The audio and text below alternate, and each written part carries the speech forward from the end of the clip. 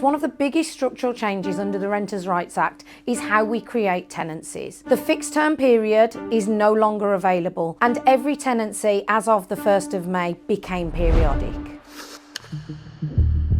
Hi, I'm Bennett, the Compliance Director at the Tenancy Management Hub. And in this video, I want to walk you through the move to periodic tenancies and actually what that means in practice for us as letting agents and how it changes the way we manage tenancies, advise landlords and control risk across the portfolios that you manage. The loss of fixed term tenancies with the movement to periodic under the Renters' Rights Act. What does that mean for one, our landlords, and number two, for us as letting agents? Landlords are so used to tenancies having a fixed term period, 6 months, 12 months, giving them that security of tenure, knowing how long a tenant will be contractually obliged to live in a property. As of the 1st of May, that is no longer the case, and landlords need to be aware that a tenant can serve a 2-month notice period within days of moving into a property. Ultimately, what this means is that landlords could be faced with tenant changes every quarter.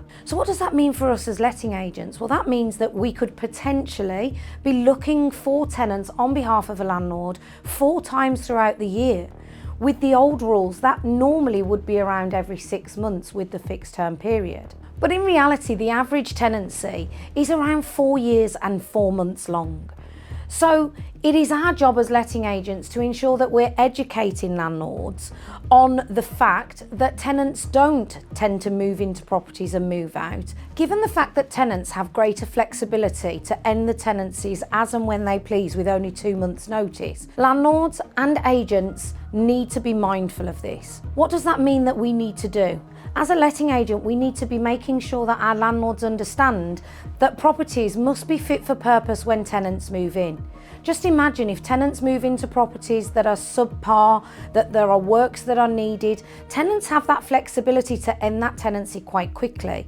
So as letting agents, it's our job to educate these landlords to make sure that the property is as good as it can be at the start of the tenancy. Retention must become a landlord's priority. So being a good landlord, providing a safe and decent homes for tenants become key. Tenants are going to have that greater flexibility to move on with very short notice periods. They're no longer locked into that 6-month, 12-month contract. So the relationship between landlord, agent and tenant becomes more important. Tenants' experiences will become a commercial lever in their decision whether to remain in the home or look for something that's more suitable. Communication also becomes more important. If there are any issues that the tenant is facing, landlords and agents are going to need to address those in a much more speedier time to ensure that the tenant is happy in the property. So from a practicality point of view as a letting agent, all of our internal processes have need to change.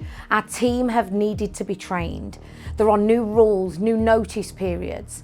Tenants now can legally give notice at any point from the first day of contract, giving a minimum of 2 months' notice. This must align with the rental period, but the format of receiving that notice is flexible. Whilst the notice must be in writing, this can be served either via email, letter, post, or even text.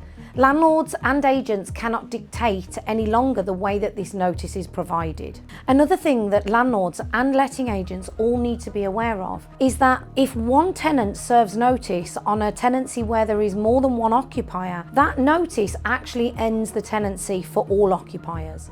So just by one tenant serving notice on you, the others may wish to remain, the tenancy will actually come to an end. And therefore, letting agents, what that means is that's more work on our table, because we're going to have to renegotiate terms with the tenants that want to remain, deal with the exiting tenant that wants to vacate, and create a whole new tenancy agreement and contract for the new tenants that wish to stay. Now, you may be thinking that is what we would be doing prior to the 1st of May, but actually we were able to just do a couple of document amends, like an agreement of variation and an agreement of surrender, to formalise the new arrangement. But as of the 1st of May, we now have to make sure that we end the current tenancy on the notice that has been provided by the tenant and create a whole new tenancy with a new fresh periodic contract in the future.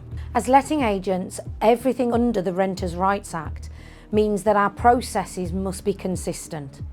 Communication must be clear. Nothing can be informal anymore. Our structure and how we operate has now become very critical. Everything that we do now must be documented and evidenced, because everything under the Renters' Rights Act is all about not what happened, but what can you prove happened. Just remember, if there is a situation where a tenant serves notice and some of the tenants wish to remain, this is an opportunity for the landlord at that point to review the rent.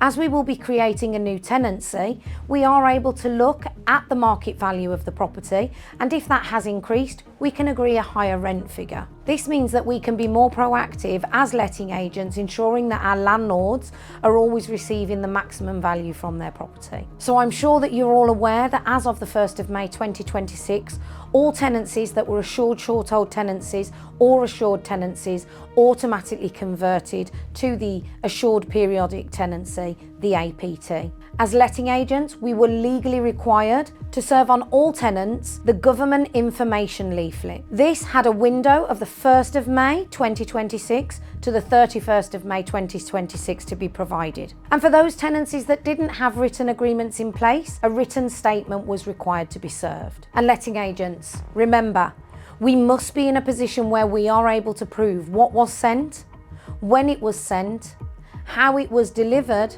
and how it was served. As a letting agent, have you explored if there are other ways that could help and support you in these changes? 20 to 40% workload increase. Have you looked at tech? Have you looked at what you can outsource? These are what smart agents are doing right now. I hope you found this video helpful and informative, and if you would like to see more, please make sure that you're subscribed to the Tenancy Management Hub channel, where there'll be more content just like this.